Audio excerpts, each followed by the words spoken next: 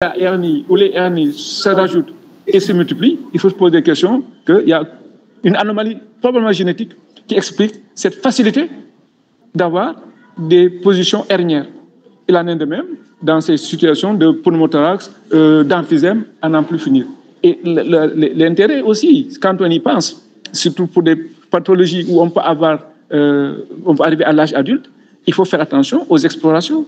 Ces explorations, vous ne pouvez pas intuber, faire des fibroscopies, des endoscopies, tout ce que vous voulez au niveau pulmonaire, bronchique, à ces malades, si vous avez un diagnostic, sans y aller doucement avec des fibres molles. Mais sinon, vous transpercez. Plus maintenant, les autres complications qu'elle vous a décrites dans le sein dans l'eau chez les femmes au cours de la grossesse ou en d'autres cas. Mais la facilité de rupture utérine est telle que c'est des grossesses qu'il faut surveiller. Et si vous les opérez, vous avez tous les risques d'avoir des éventrations et tout ce que vous voulez comme complications.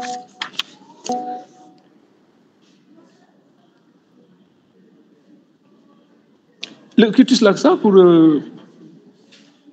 des signes de cutis laxa, vous le comprenez comme l'opposé du syndrome d'Ehlers dans l'os.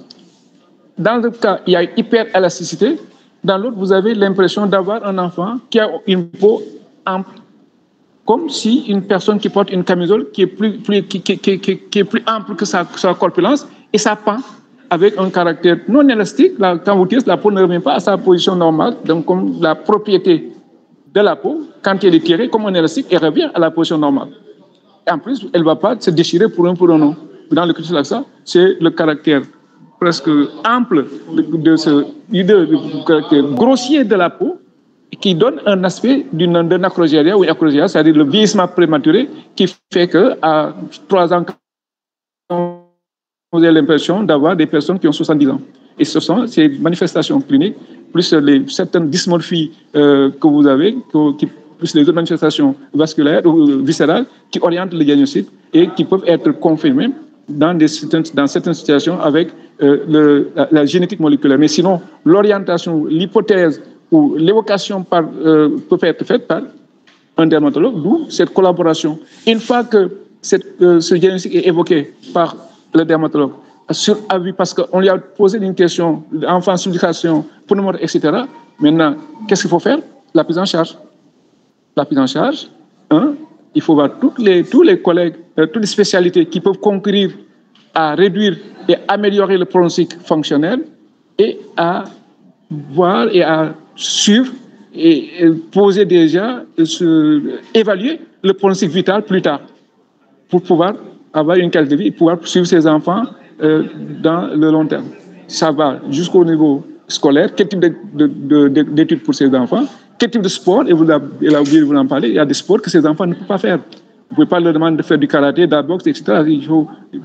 Voilà. Donc, ils ont un enseignement assez particulier, aussi bien pour la qualité de vie que pour leur survie eux-mêmes, sur le plan fonctionnel et sur le plan vital.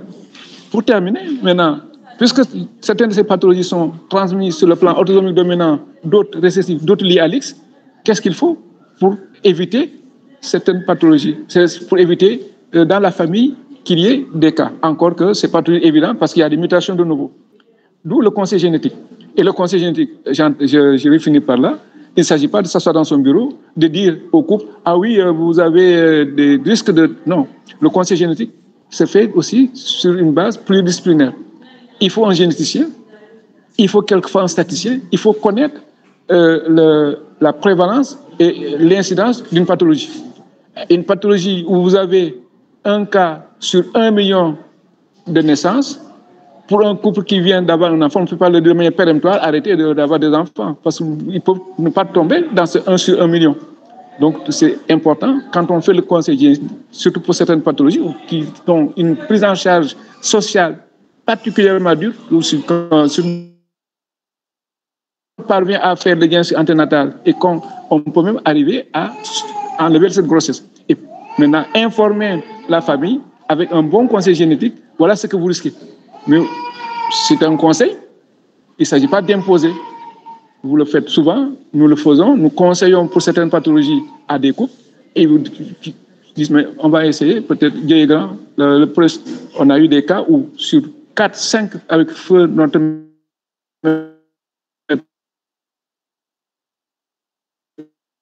pour se faire tout ça dans le les parents disent, bon, on peut essayer.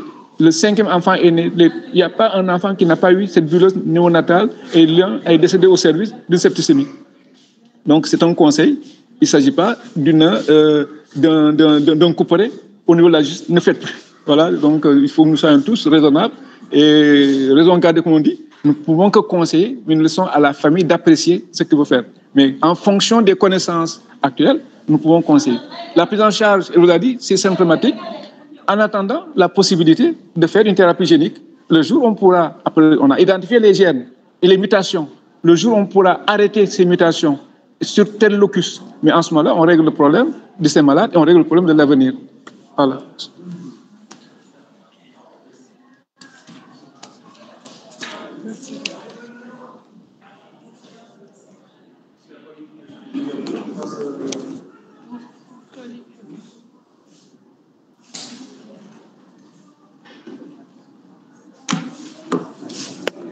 Il y a une question.